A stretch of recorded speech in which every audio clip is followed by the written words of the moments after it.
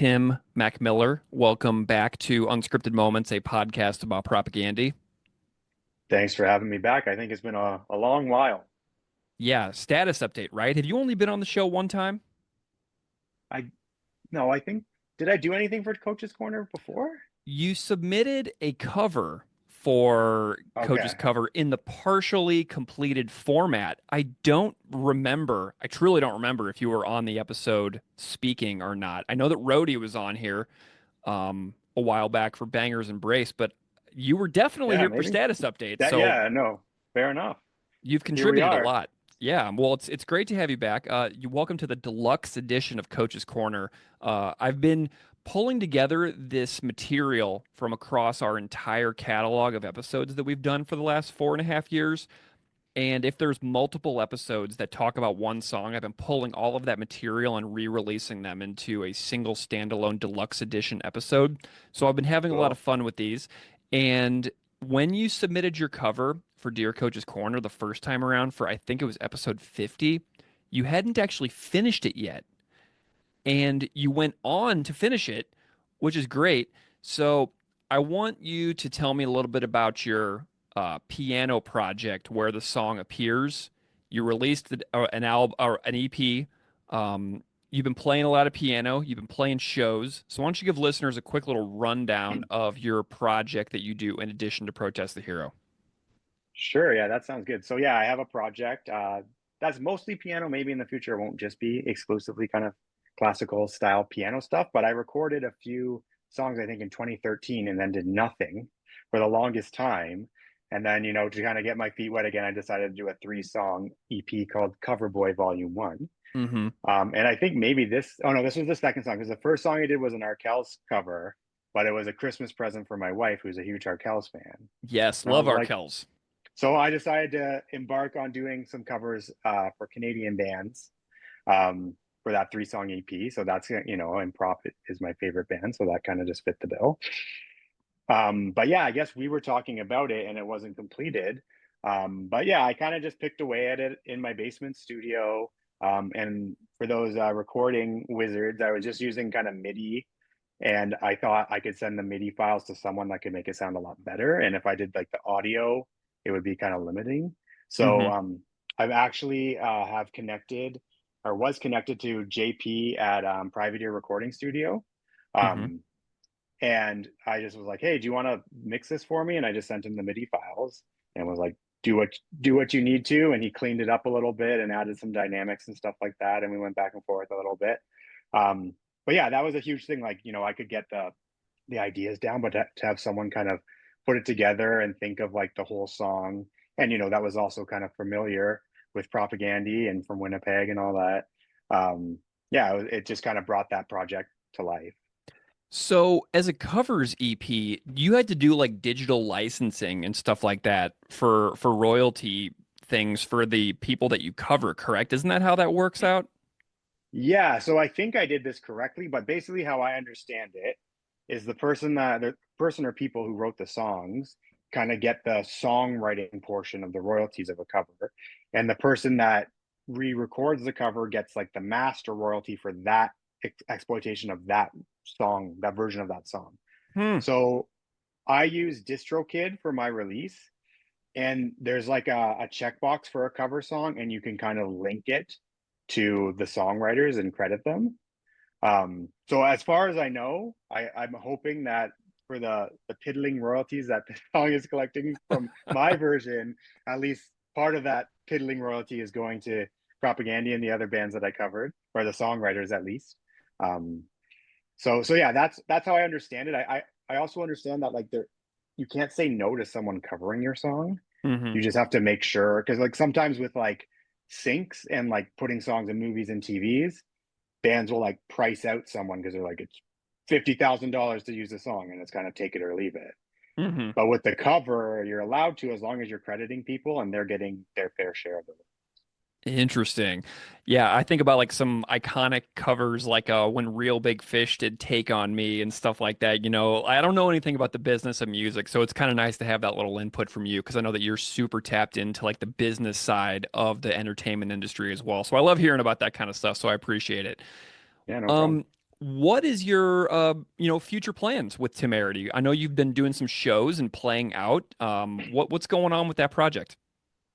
Yeah, so probably like since we talked, Protest the Hero was on a few tours, and I was trying to book some after party shows or events around our tours. Um, and I think the first show, I think it was in Minneapolis, in the Clown Lounge, Nice. below the venue we played at. But yeah, like I was just trying to do, like 45 minutes of some original classical piano stuff and some covers.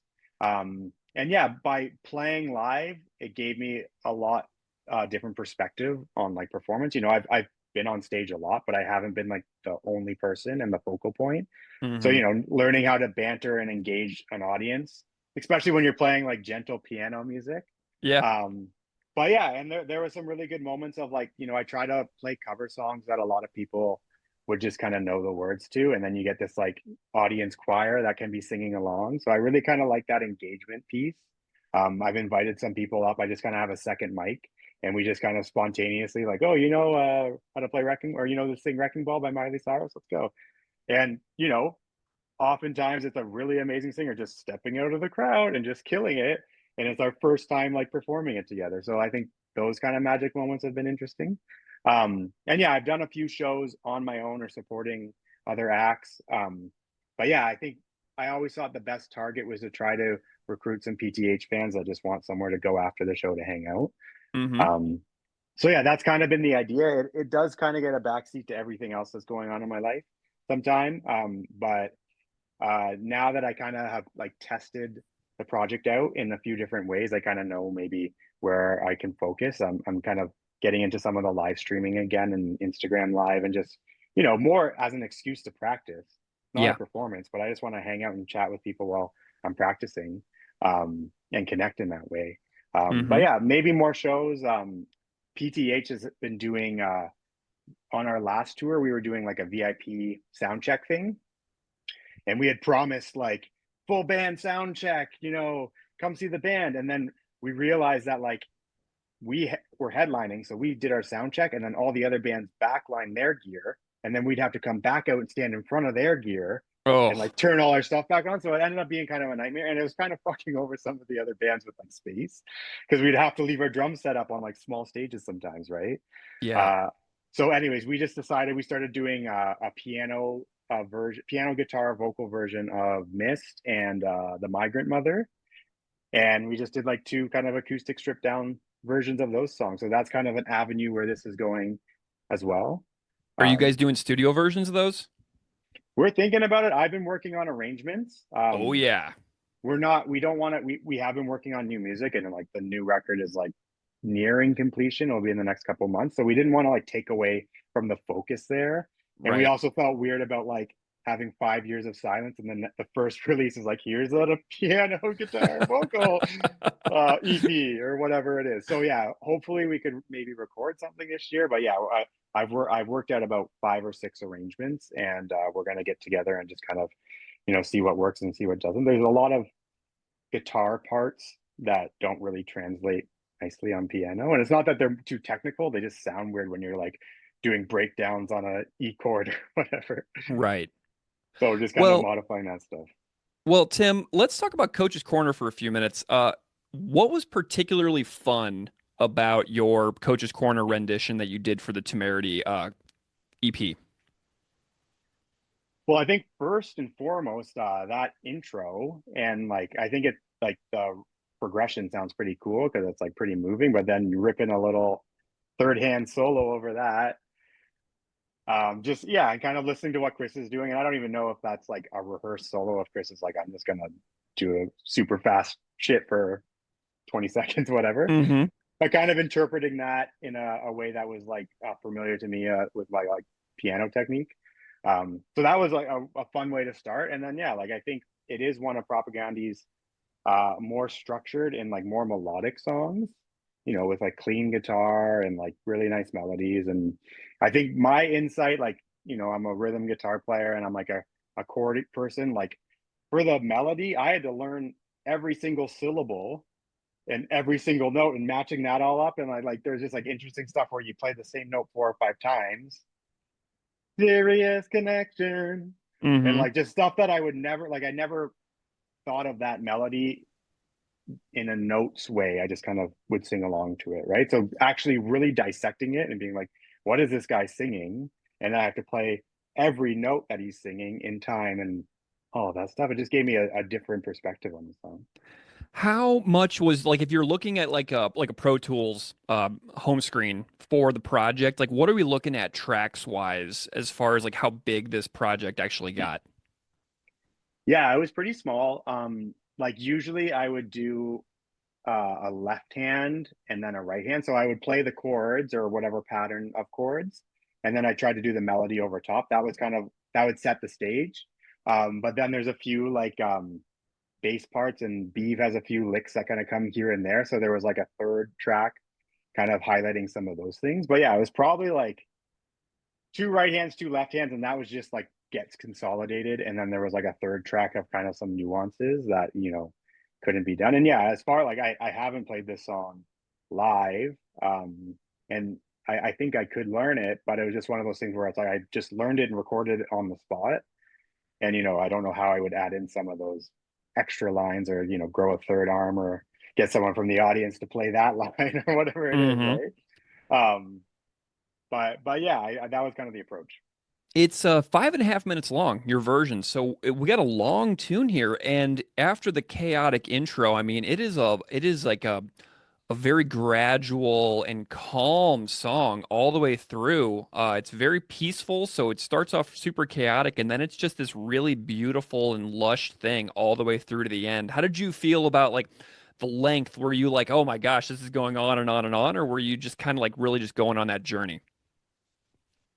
Yeah, like it's funny. I listened to it like a couple hours ago while I was driving up here, and yeah, like I don't think I noticed it being too long, but yeah, like I do find with a lot of covers, you kind of do the verse and the chorus, and you maybe do it again. You're like, okay, now what? And like, do I just fade it out, or do I stay true to the arrangement of the song?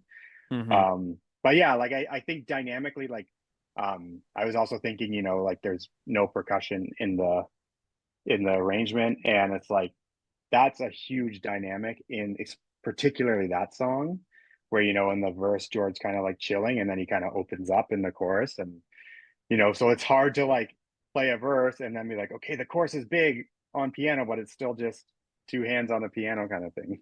Hmm.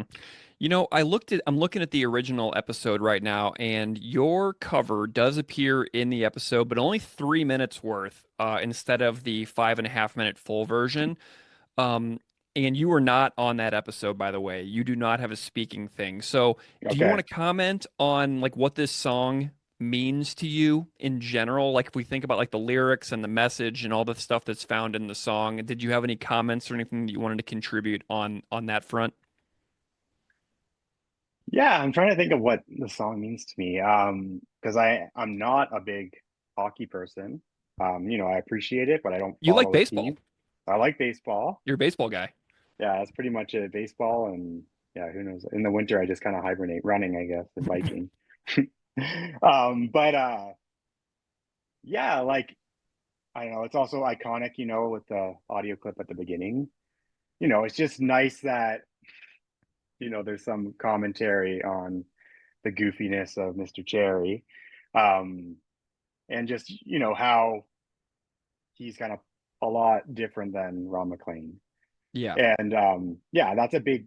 I don't know how many people outside of Canada would pick up on that. I don't know if Don Cherry was kind of broadcast, in the States for a lot of stuff, or that's kind of strictly No. Canadian. Even like Rock'em Sock'em, was that a thing?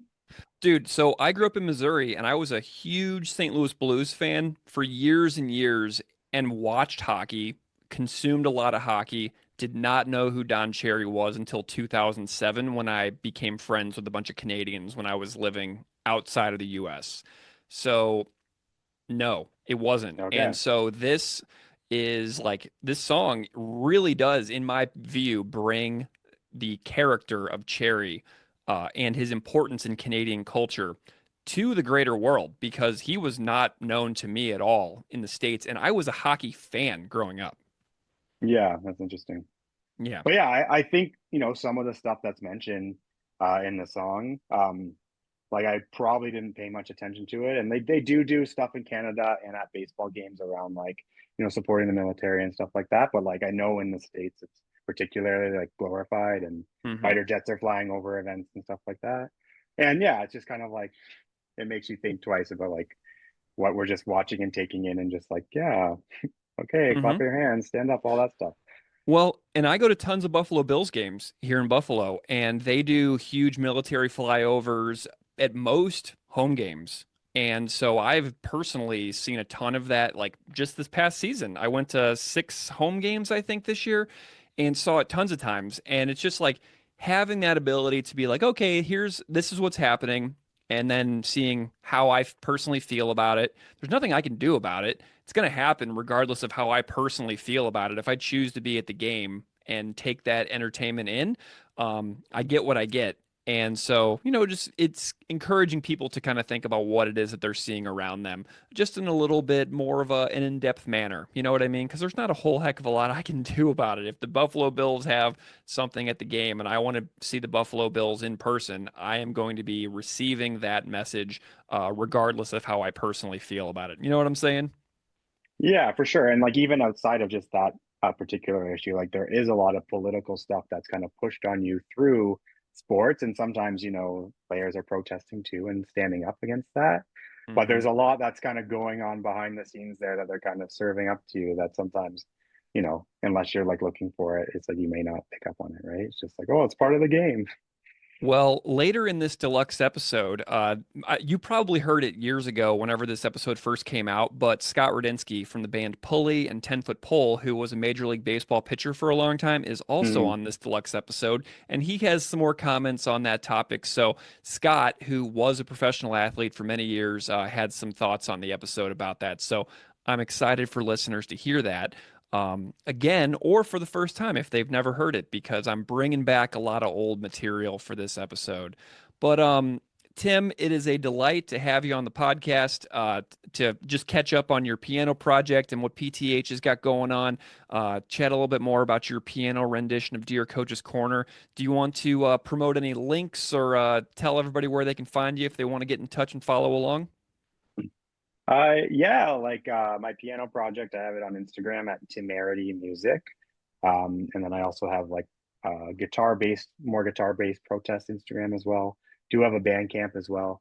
Yeah, that's pretty much it. If I can plug, PTH just announced a tour in May with Between the Barry and Me. So we're coming back to the States if we're not the 51st state by that time. Jeez Louise. But yeah, we're looking forward to being out with a really great band that we admire. We're looking forward to opening and having early nights, and I could maybe be in bed by 10:30. Um, and yeah, we're actually going to a few places. I think St. Louis is one of them that we Cool. haven't been for ages. So look out for that if you're in the US. Awesome. Tim MacMillar, PTH, Temerity, thanks so much for being here, pal. Thanks for having me, man. Good to see you.